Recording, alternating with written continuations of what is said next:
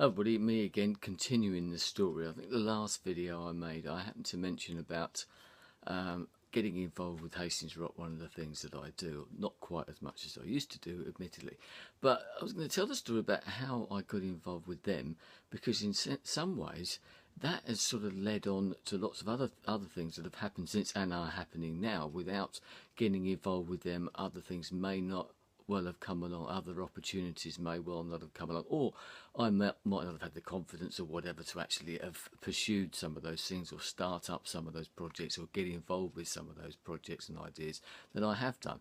And I just, as I said in the last video, it's one of those sort of thoughts. I think we were having a conversation at home, and it's one of those things that just sort of sudden realisation that something that I did then has affected quite possibly the rest of my life up until now, and we're going back sort of 20 years, 21 years, because the first Hastings Rock broadcast was in August of 1993.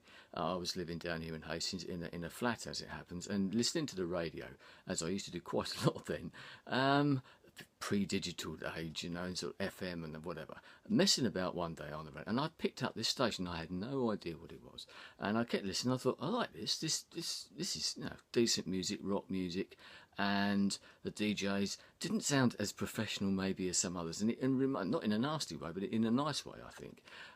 Not quite as bland as what commercial radio is nowadays, I don't think. But it reminded me of sort of the old Radio Caroline days, from when the sort of early mid-70s, when I used to listen to that sort of pirate radio and that type of thing, and Radio Caroline, or even Radio Seagull, I think it was called at one time. Got me through exams and revision and all that sort of stuff. It gave me a great musical grounding, great musical knowledge in that as well. And I listened to the station, and then I found out that it was actually local. Then I spotted something in the local paper or something about it. I didn't hear the whole broadcast. I came in part way through because the publicity wasn't there, the first broadcast it had ever done. And I'm thinking, wow, I like this, and I sort of listened to it a bit more. So what I did in the end, I thought, no, this is good. I'm glad someone's doing this. And I actually thought, well, in those days, it was a case of, how do I tell these people what I feel? I mean, yes, I could have rung the people up, I suppose, in the studio and talked to the DJ or whoever. Or I probably imagine there was a whole load of staff sitting behind in offices and all this type of thing. No. So what I thought, I know, I'd do it the old-fashioned way, kids. I'd write a letter. You know, that's one of the things we used to do then. Nowadays, obviously, you can contact in many different forms. But back then, 1993... The letter was the only way. So I put that in a letter, and I just say, you know, stumbled across you the other day, really liking the music, reminded me of sort of the stuff I used to listen to, Radio Caroline, that type of thing. Good to hear you on there, you know, and if you ever come back, because it's meant to be a one-off broadcast as it happens, but if you ever come back and you ever need any help, or, you know, if I can help in any way, publicity or whatever, please let me know. So went up there, hand-delivered the letter to where the station was broadcasting from, a local hotel, and thought no more of it. Went away, and then they came back on air. The second broadcast was in April of 1995, and prior to the broadcast I actually got a letter back, yes, another letter back from Nick, the station president, and saying, oh, thanks for your letter, you know, it's been a long while, but we are going to come back. You know, what we're always after are CDs, you know, because we're you know, building up a library or whatever. So I loaned them some CDs for that particular broadcast. It was only about 20 CDs or something like that to fill a little gap. And during that broadcast, I think I went down there. I think I won a competition, actually, just remembered that. And I went down to the studios to pick the prize, whatever it was, up, and had a little wander around and met Nick and had a quick little chat and everything. And then they came back on the air in December of that year, and they contacted me again, because obviously I've met someone now, and that always helps with that type of thing. And I ended up loaning them some more CDs, and that particular broadcast I even started helping out on the phones, because one particular night Nick was there. He was, I think it was a Saturday evening, and he shouldn't have been on the air. A person who was supposed to be doing it had let the people down. It's a voluntary station, this sort of thing happens, and it still happens now to an extent as well. So he'd started doing this show, and he was talking about the fact that he was on his own up there. So I rang him up.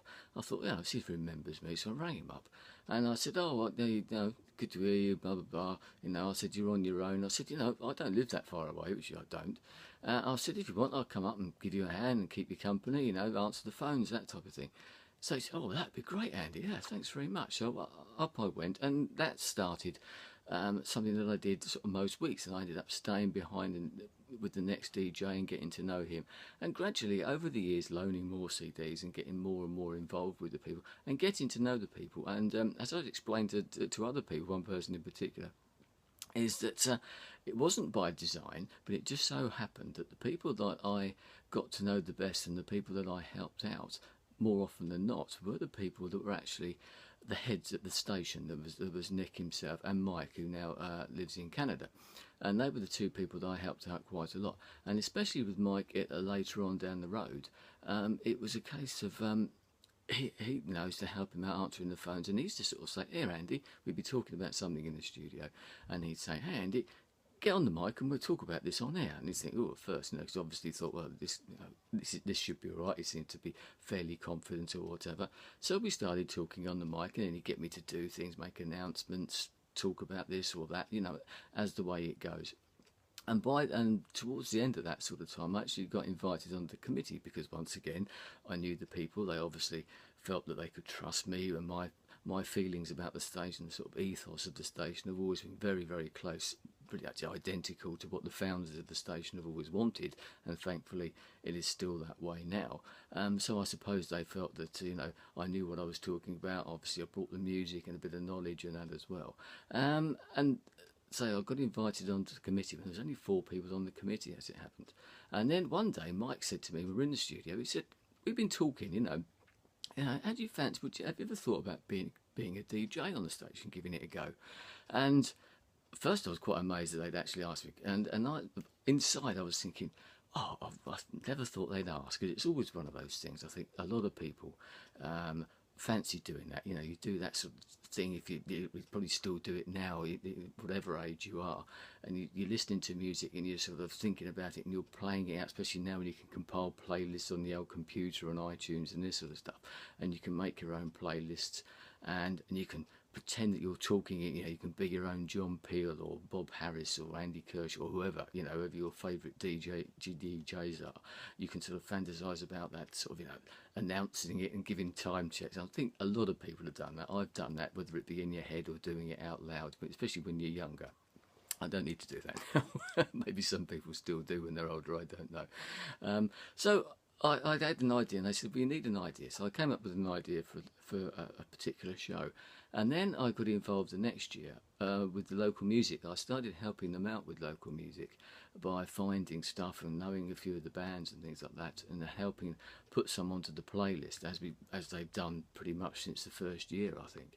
And they're very proud, and I'm very proud that they've done that and supported a lot of local bands. So I got involved with that and started doing the local music show, which obviously then led on to lots of other things, because getting involved with the local music, I got to know the bands, I got to be known as someone who deals with the local music and get that band on the radio type of thing. It might only be the only time that a particular band ever gets played on the radio. Yes, it might only be a local radio station, but if you're in a local band, you probably realise a lot of the time that you're not ever going to headline Wembley Stadium or the O2 or something like that. But it's great to know that you can hear your stuff on the radio and say, "Hello, Mum, yeah, that's me, that's on the radio," And so I've always been very pleased about being able to do that sort of thing. But because of that, you then get to be known for your little sort of niche, I suppose that's what it is. And I've become known as someone who deals in local music, who knows about that type of thing, because I've been doing this now for a number of years. Well, that then led on to being asked to help compare the Beatles Day events, which I've mentioned, of course, recently as well.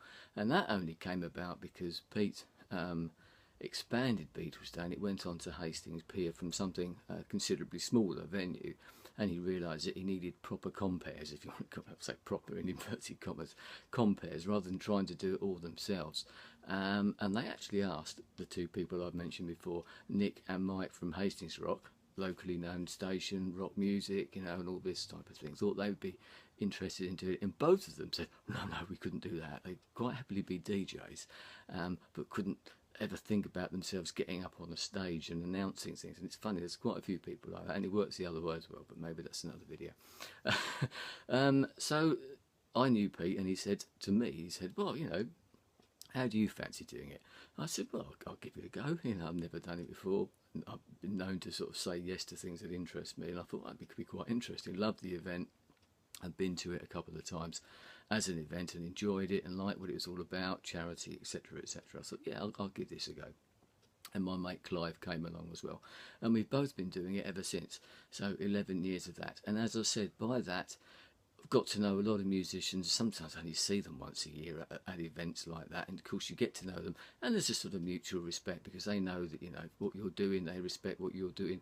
You respect what they're doing and you try and help them out and you help each other out. And as I said, it's a great networking thing without you actually realising it. So all in all, the sort of point, I suppose, all in all, this whole thing sort of builds up. But ultimately, it all comes down to actually actually getting off my backside and writing that particular letter or making that phone call to Nick on that night and saying, look, do you need a hang, you know, and then being accepted into it. Yes, I suppose it isn't always, it can't always happen. I know other people have done this before. I can think of examples. I'm sure Chris Evans has done this. I'm sure I read in his book, and he basically just blagged his way into something and started making the tea.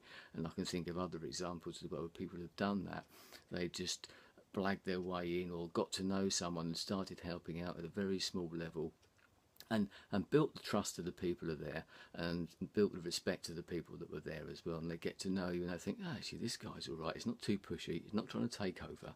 He's, you know, just trying to help out. They've got the same beliefs and say in the ethos of what the particular event is. Beatles Day as well, to an extent as well.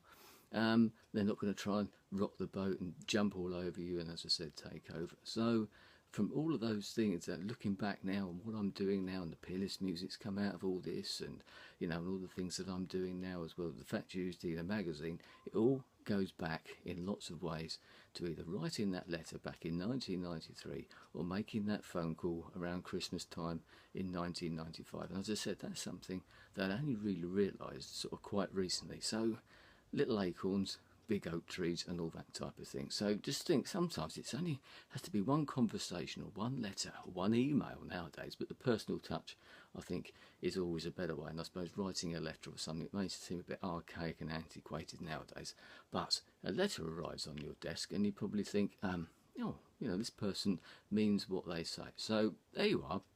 As I said, it won't happen to everybody because maybe not everybody's interested in getting involved in things, but you never know. Don't put things off sometimes. If I'd never written that letter in the first place, I never would have got the phone call or got the other letter about loaning CDs, and nothing since would have happened. It might have happened in a small way, but no way would it ever have happened in quite the same way as what it has. And I wouldn't be probably sitting here making this video now because, as I've said before, the DJing that I've done in the past has influenced what I do here on YouTube and vice versa. So, you know, it's food for thought. Give it a thought.